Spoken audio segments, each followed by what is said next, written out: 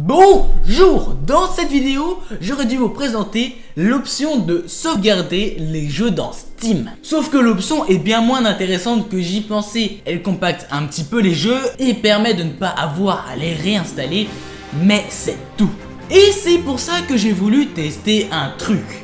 Est-ce qu'on peut simplement prendre les fichiers d'un jeu vidéo pour pouvoir y jouer sur un autre PC? La réponse est non, puisque sinon on aurait juste qu'à refiler une clé USB avec tous les jeux qu'on a et qu'on a payé pour que quelqu'un d'autre puisse y bénéficier.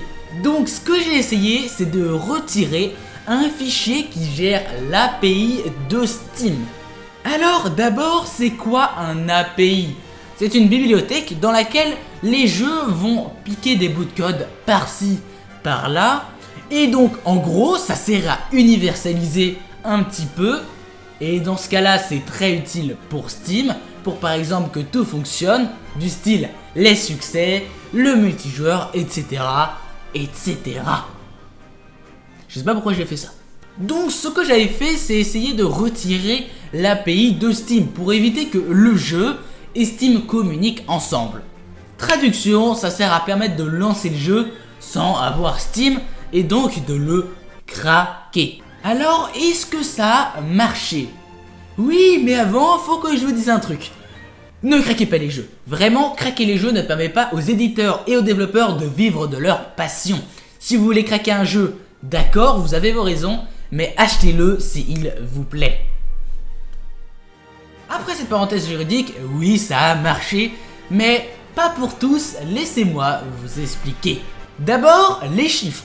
Ça a marché pour 4 jeux sur 14. Ça fait 29%. C'est énorme. Voici tous les jeux que j'ai testés, c'est-à-dire 14, et voici tous les jeux pour lesquels ça a fonctionné. Déjà, Undertale. Undertale a été fait sur Games Maker, qui est un logiciel de création de jeux, un moteur de jeux vidéo simple d'utilisation. C'est-à-dire qu'en quelques semaines, vous allez pouvoir créer votre premier jeu. Ce que je veux dire, je ne suis pas développeur non plus, c'est que si on enlève le Steam-API.dll, le jeu va simplement arrêter d'utiliser l'API, ce qui est très avantageux pour nous. Et vous allez pouvoir lancer Undertale sans passer par Steam. Ça peut s'expliquer par le fait que Undertale n'est pas un jeu Steam à la base et que Toby Fox, ou alors une autre personne, ont simplement copié l'API de Steam pour avoir toutes les options de Steam, mais enlever l'API n'est pas si grave puisqu'il avait été fait à la base pour tourner sans cette API. C'est-à-dire qu'il n'y a pas de vrai contenu offert par Steam, outre que les succès bien sûr, ce qui fait qu'on peut le lancer sans Steam. Bon, après ça serait vraiment dommage de craquer un jeu aussi excellent, mais bon. Le jeu suivant n'est pas un jeu mais plutôt un logiciel très pratique. Wallpaper Engine permet de faire des fonds animés dans tous les sens du terme. Et je sais pas pourquoi je parle aussi lentement. Vous le voyez en stream, il est très pratique et très stylé et ça permet de rajouter tellement une couche de style sur le fond d'écran de base de Windows. C'est vraiment parfait, mais par contre il est payant et ça c'est relou. Et donc là je n'ai strictement rien fait, j'ai simplement copié les fichiers de Wallpaper Engine sur un autre disque dur. Je l'ai lancé sans Steam et il a fonctionné quand même. C'est vraiment bizarre parce que normalement les jeux font exprès de ne pas pouvoir lancer le jeu sans Steam ou Epic Games par exemple. On peut peut-être expliquer ce manque et cette déviance à la sécurité par le fait que le principe de Wallpaper Engine est le online. Les serveurs de Steam hébergent tous les fonds d'écran possibles et ça sert à avoir simplement à double-cliquer sur le fond d'écran pour pouvoir le télécharger et l'installer. Si on n'a pas Steam, on doit chercher le fond d'écran, le télécharger, le mettre dans le dossier du jeu, relancer Wallpaper Engine pour ensuite pouvoir utiliser le fond d'écran. C'est très relou et très contraignant et donc je pense que les développeurs se sont dit bon, tranquille, ils vont avoir la flemme de faire ça. Ça sert à quoi de mettre une sécurité au final? Et c'est peut-être pour ça qu'il n'y a pas de sécurité pour ce jeu. Maintenant, je vais passer à un jeu particulier, fait par les mêmes développeurs que Steam en plus. Je parle d'un excellent Vaporwave et aussi un très bon FPS solo. Je parle de Half-Life 2. Bon, vu que c'est un jeu qui a été fait pour tourner sur Steam dès le début, il ne faut pas supprimer le Steam-du-bas .api.dll, sinon le jeu ne fonctionnera pas. Par contre, on n'a juste qu'à supprimer tous les fichiers qui contiennent le mot Steam, sauf le fameux Steam API.dll. Et voilà, le jeu va utiliser l'API de Steam, mais ne va pas se connecter à Steam. Traduction, vous avez craqué Half-Life 2. Cette technique a l'air de marcher aussi pour tous les autres jeux de Valve. J'ai essayé sur Garry's Mod, donc la même technique, on ne supprime pas le Steam API.dll, mais tous les fichiers du jeu qui contiennent le mot Steam. Le jeu se lançait, mais il y avait une sécurité, si on n'est pas connecté au serveur de Steam, eh ben on ne peut tout simplement pas lancer le jeu. C'est plutôt logique puisque Garry's Mod se base quasiment uniquement sur le multijoueur. Et d'ailleurs c'est une bonne sécurité pour protéger son jeu. J'ai aussi testé sur ce jeu qui est en gros un émulateur de Mega Drive où chaque jeu est un DLC. Même si on m'expliquera pourquoi est-ce que le bundle de 50 jeux Mega Drive est à 75 € quand ce n'est pas en réduction. Mais sinon l'interface est vraiment cool et ça rend très nostalgique. Bref, il y a deux types de lanceurs.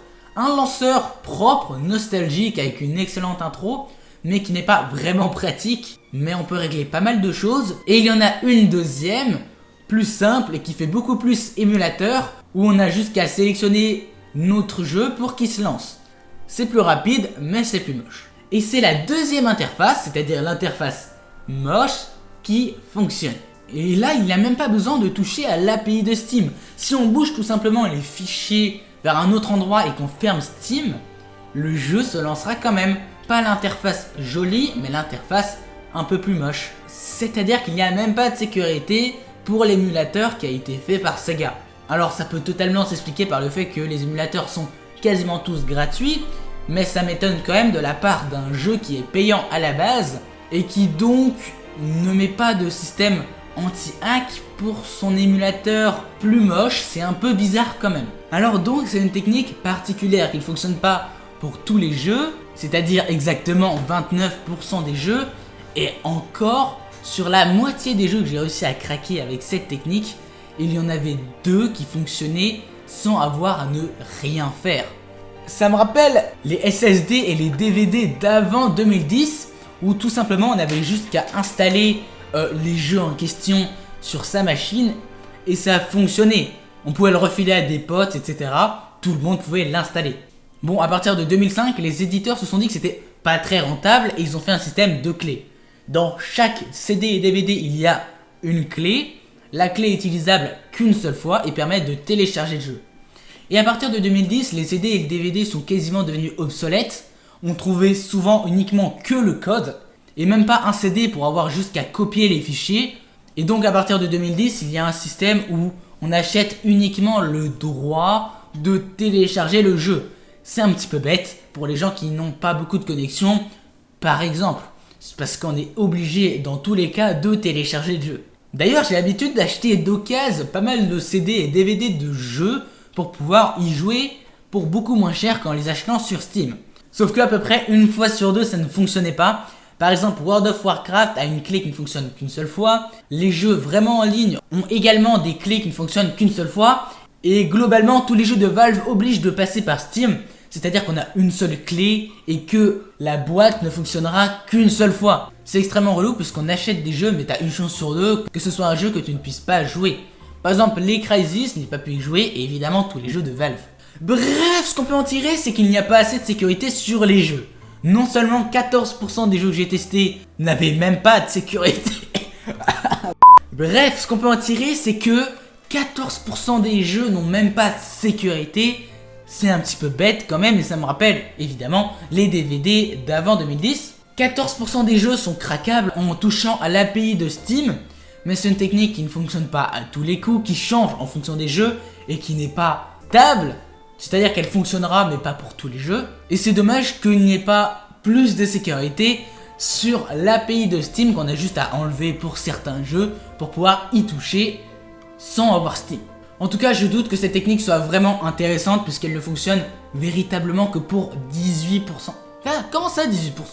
En tout cas, je doute que cette technique vous intéresse vraiment puisqu'elle n'est pas universelle, elle ne fonctionne pas à tous les coups et surtout fonctionne sur à peu près 14% des jeux. C'est dommage, C'est rassurant quand même, mais c'est un petit peu triste de voir que 14% des jeux n'ont simplement pas de sécurité et que 14 autres pourcents, il suffit simplement de toucher à l'API de Steam. Abonnez-vous, rejoignez la chaîne Twitch, il y a minimum un stream par semaine, mais évidemment c'est souvent bien plus que ça. Rejoignez le serveur Discord, ça fait toujours plaisir, et si vous voulez me poser des questions, c'est ici. Bref, moi je vous dis ciao tout le monde, salut à tous, c'était Scanny, ciao.